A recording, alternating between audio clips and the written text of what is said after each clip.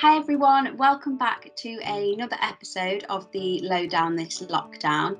I'm delighted today to be joined by Iain McCluskey, who is a lecturer in games development. Iain, do you mind introducing yourself and telling us a bit more about how long you've been with Cheshire College?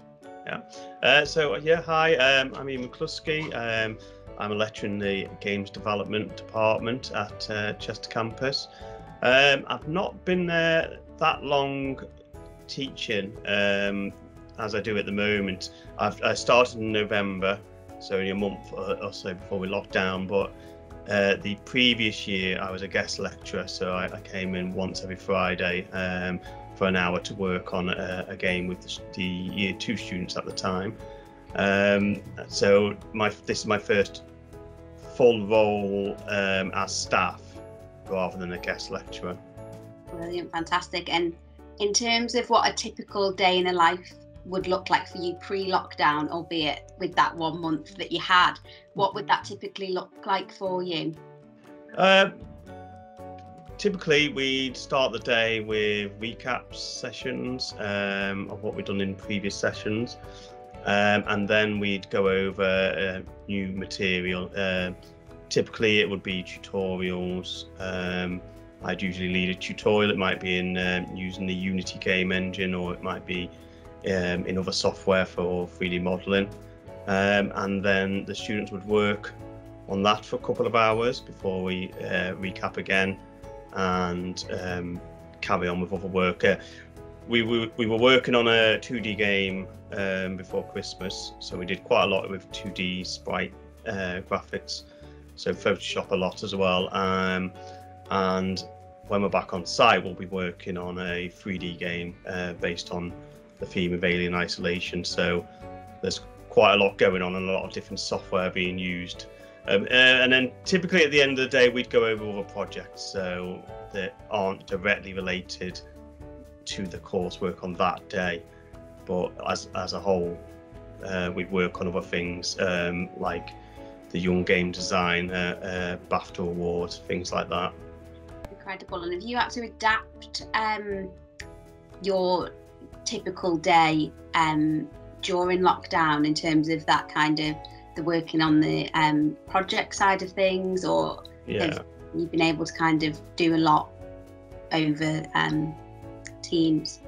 Yeah, I think it's with the type of course it is with games development, we obviously rely quite heavily on state-of-the-art software, and not having access to that on every computer in the classroom has been more tricky.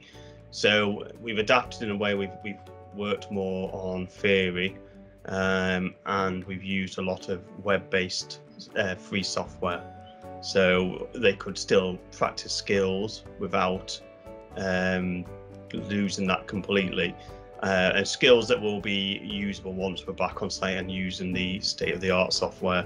So we've had to adapt a lot, but it's been good in a way that we've been able to do a lot of the theory work. So when we're back on site, we can sort of fully power ahead on their game projects. Yeah, we'll be ready and raring to go, I imagine.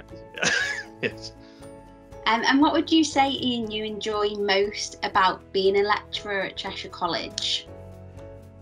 I think I just enjoy the whole environment.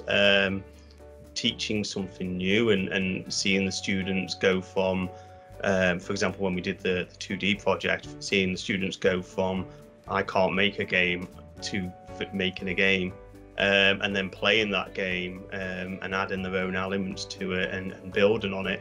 I think when you've taught them the sort of skills of what they can do on the software, and then you see them come up with something new using those skills, that's where the reward is for me. And what would you say is the best thing about the games department as a whole, and why, if there are learners, either current or prospective, thinking about potentially choosing a career within games, what would you say is the best element about it? I think with our course, the best element is there's so many different fields that we cover.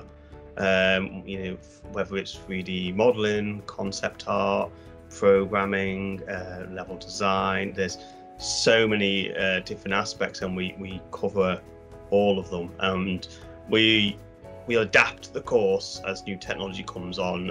For example, we've now got some virtual reality equipment we're going to start using, so students will be able to practice making things in VR and AR with augmented reality, and we move with the time. So as new technology comes out, we keep introducing that. So the students constantly, the equipment and the software they have is evolving all the time. So they've always got industry standard software to use, and there's so many different elements that they can practice. They might do a module, a unit where they are making a game, but in that they've gone over concept, they've gone over environment, they've 3D model, they use Photoshop. There's so many different areas that we involve in it, so there's lots that they can specialize in. And this year, September, the sports course will start as well.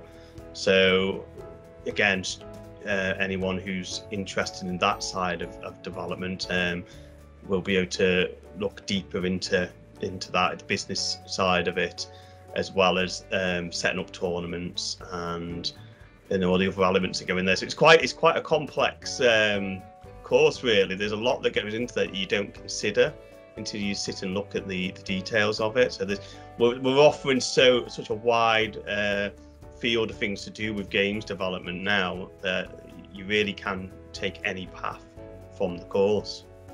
Amazing. Well, I know I've been looking at game development as a whole, and know it's set to become one of the world's fastest growing sectors, isn't it, in terms of what the projections are looking like? Yeah, I mean, it's 10 years, so billions of pounds. Yeah.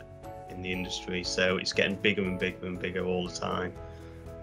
So yeah, there's access to a whole wide range of different subjects from doing the course. So some students might come on the course doing games development, and they might decide they actually love 3D modeling and animating, and they could always end up working at Pixar or somewhere like that. So there's lots of different paths that you can take from doing the course. Incredible.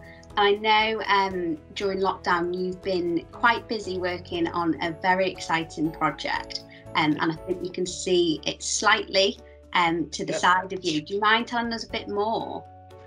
So yeah, this is Inmove, as it's called at the moment. So he's an open source project, which means that everything to do with him is online, and everyone can access it and adapt it. So the idea of Inmove is what you see at the moment. Every part of him here has been 3D printed. So in the college and in the games development classrooms, we have 3D printers. So the students were printing out this sort of shell at the moment, and later on the idea is they will then design and print their own parts for it. So they'll 3D model them, and then we'll print them in 3D, and then they'll fit them onto the robot. The other element is programming, so the students who are interested in programming will be able to program him to do different things as well. So there's a lot going on with that at the moment. So obviously it's slowed down a bit. Lockdown, so I've had to print a lot of him at home. So I've been printing a lot of the basic shell, and the students will have the templates for, say, the face and the body, and they'll be able to use those templates to model new parts and improve and make new versions of him as well. So I wouldn't be surprised if in years to come we've got a good few of these walking around doing different things. They'll have to get their own lanyards and become part of the team. Yeah. And do you have any, I know you touched upon them briefly at the start, but have you got any other future projects in the pipeline, either similar or slightly different, that our learners will be getting involved in? Well, I think once we've got a draft version of this robot done, which it'll be something that continually evolves with different years, different classes that come in, and different students they can work on him. So the other projects that I've got that I think would be quite interesting would be to send up a small craft to the edge of space that, again, we would 3D design and print, and the idea is it would carry up a logo of the college to sort of the inner space, sort of the edge of space, where it'll take a photo of it, and that will be powered by a large helium balloon, basically, like a weather balloon. That again would involve 3D printing, it would involve design, it would involve programming, because getting up there is quite easy. It's landing back down safely. That's the hard bit. So, you know, programming it to, you know, release a parachute while it's falling back after the balloon pops. GPS signals that we code so that we can track it, and things like that. So that's another one. I've got so many. So yeah, over time there'll be a lot of these things going on. Fantastic, and we'll definitely be keeping everyone updated, I'm sure, on social media as well, Yeah. in terms of the robot and all your future projects. In terms of any nuggets of wisdom you may have for our learners when it comes to studying games, what would you say would be your top tips? I think my main tip would be to practice. I think with this kind of industry, if say you're 3D modeling, we teach the skills and we teach you how to do this, but practicing it, especially as well in your own time as well, you're going home and really enjoying that, like programming, if you enjoy that, is practice. And this is what I say to my students a lot, I'm teaching you what this does, but you'll really build your skill up by practicing that. So yeah, and the other thing that we say a lot is to enjoy it. Obviously enjoy the course. I mean, we have a laugh. We get the work, as long as we're getting the work done. We have a laugh, and I encourage my students to be ambitious as well. Don't just think you can't make a game or you can't do this, because once they sit down and they actually learn how to do it, it's surprising how quickly a lot of them are developing their own games. Some of the year ones already amaze me with the stuff they're doing on the game engines, and we had a month in, and the rest of it we've been doing over lockdown, but they're already making games. And we haven't had much time in, but it's practice and coming to the sessions and listening. They're really doing great already. Fantastic. And is it kind of learning those fundamental elements from yourself and the other lecturers to then be able to which is allowing the learners to really flourish in what they're doing and what they're achieving?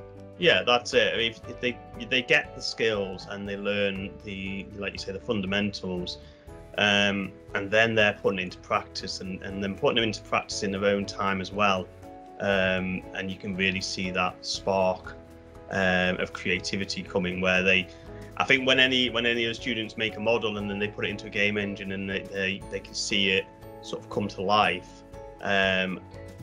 that's where the spark comes in, and then they start going, right, I'm going to make this now and put that in there as well. So yeah. Fantastic, and that's what we like to hear, enthusiastic learners. Last but not least, Iain, and we're asking everyone this during this series, if you had to sum up your time at Cheshire College in 3 words, what would they be? Inspiring. I found it quite inspiring, meeting a lot of the students and learning about their lives and what they want to do as well in their lives. And even some of their stories of the things they've come through is inspiring, and how well they do. So yeah, I find it quite inspiring. I find it exciting as well, working on new projects with them, looking at their ideas and the things that they're making. I am a super geek, so I do get quite excited by these things. So and I hope that they share my excitement, in the classroom. And I suppose enjoyable. I'm enjoying it a lot, and I had a lot of plans for the rooms, etc. when I was in, and we started putting some of those plans in place when I started, like getting development consoles in and things like that. Obviously that's all got cut short a little bit with lockdown, but we'll carry on as soon as we're back on site. So there's a lot of opportunities in the department now, and it's going to keep getting bigger and bigger. Brilliant. That sounds fantastic, and we're really looking forward to getting updates on the robot, which I think we need to name him at some point, or her. Yeah, sure. Well, no, it is male. It's got a male voice, I'm afraid. But we can make a female version as well. That would be brilliant. But yeah, looking forward to seeing what you do, and thank you very much again for your time today, Iain. Thank you.